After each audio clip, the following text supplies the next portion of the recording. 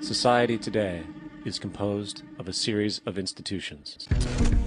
From political institutions, legal institutions, religious institutions, to institutions of social class, familial values, and occupational specialization. It is obvious the profound influence these traditionalized structures have in shaping our understandings and perspectives. Yet, of all the social institutions we are born into, directed by, and conditioned upon, there seems to be no system as taken for granted and misunderstood as the monetary system. Taking on nearly religious proportions, the established monetary institution exists as one of the most unquestioned forms of faith there is. How money is created, the policies by which it is governed, and how it truly affects society are unregistered interests of the great majority of the population.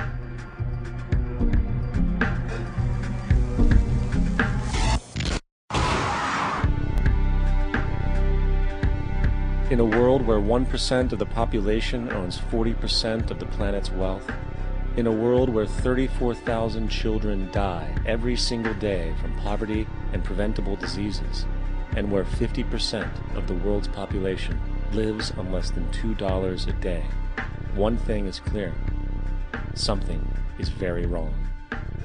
And whether we are aware of it or not, the lifeblood of all of our established institutions, and thus society itself, is money. Therefore, understanding this institution of monetary policy is critical to understanding why our lives are the way they are. Unfortunately, economics is often viewed with confusion and boredom.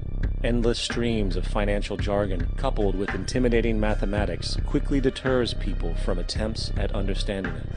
However, the fact is, the complexity associated with the financial system is a mere mask, designed to conceal one of the most socially paralyzing structures humanity has ever endured.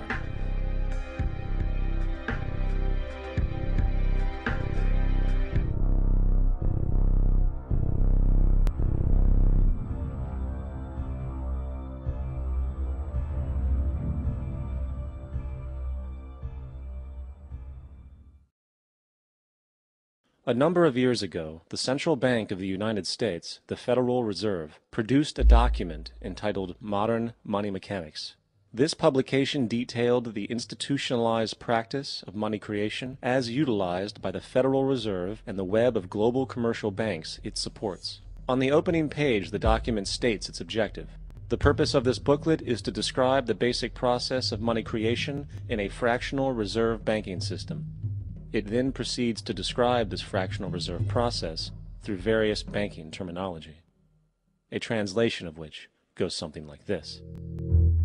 The United States government decides it needs some money, so it calls up the Federal Reserve and requests, say, $10 billion. The Fed replies, saying, sure, we'll buy $10 billion in government bonds from you. So the government takes some pieces of paper, paints some official-looking designs on them, and calls them treasury bonds. Then it puts a value on these bonds to the sum of $10 billion and sends them over to the Fed. In turn, the people at the Fed draw up a bunch of impressive pieces of paper themselves, only this time calling them Federal Reserve notes, also designating a value of $10 billion to the set. The Fed then takes these notes and trades them for the bonds. Once this exchange is complete, the government then takes the $10 billion in Federal Reserve notes and deposits it into a bank account. And upon this deposit, the paper notes officially become legal tender money, adding $10 billion to the U.S. money supply. And there it is. $10 billion in new money has been created. Of course, this example is a generalization, for, in reality, this transaction would occur electronically, with no paper used at all. In fact, only 3% of the U.S. money supply exists in physical currency. The other 97% essentially exists in computers alone. Now, government bonds are, by design, instruments of debt, and when the Fed purchases these bonds, with money it essentially created out of thin air, the government is actually promising to pay back that money to the Fed. In other words, the money was created out of debt. This mind-numbing paradox of how money or value can be created out of debt or a liability will become more clear as we further this exercise. So, the exchange has been made and now $10 billion sits in a commercial bank account. Here's where it gets really interesting. For as based on the fractional reserve practice, that $10 billion deposit instantly becomes part of the bank's reserves, just as all deposits do. And regarding reserve requirements, as stated in modern money mechanics, a bank must maintain legally required reserves equal to a prescribed percentage of its deposits. It then quantifies this by stating, under current regulations, the reserve requirement against most transaction accounts is 10%. This means that with a $10 billion deposit, 10% or $1 billion is held as the required reserve, while the other $9 billion is considered an excessive reserve and can be used as the basis for new loans. Now, it is logical to assume that this $9 billion is literally coming out of the existing $10 billion deposit. However, this is actually not the case. What really happens is that the $9 billion is simply created out of thin air on top of the existing $10 billion deposit. This is how the money supply is expanded. As stated in modern money mechanics, of course they, the banks, do not really pay out loans from the money they receive as deposits. If they did this, no additional money would be created. What they do when they make loans is to accept promissory notes, loan contracts, in exchange for credits, money, to the borrower's transaction accounts. In other words, the $9 billion can be created out of nothing simply because there is a demand for such a loan and that there is a $10 billion deposit to satisfy the reserve requirements. Now, let's assume that somebody walks into this bank and borrows the newly available $9 billion. They will then most likely take that money and deposit it into their own bank account.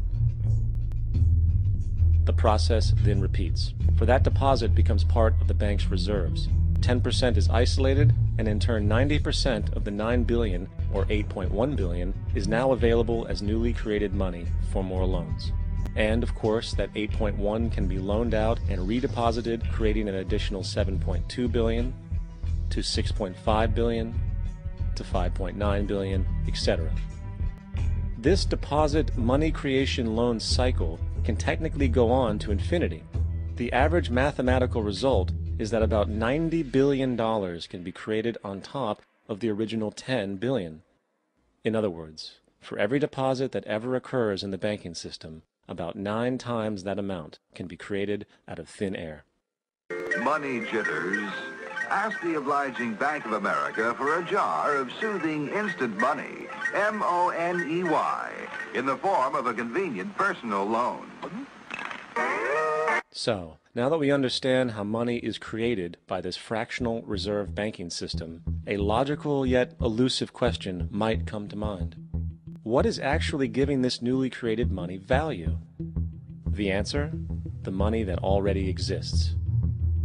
The new money essentially steals value from the existing money supply.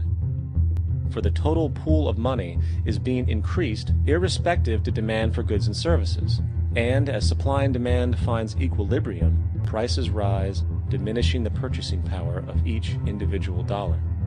This is generally referred to as inflation, and inflation is essentially a hidden tax on the public.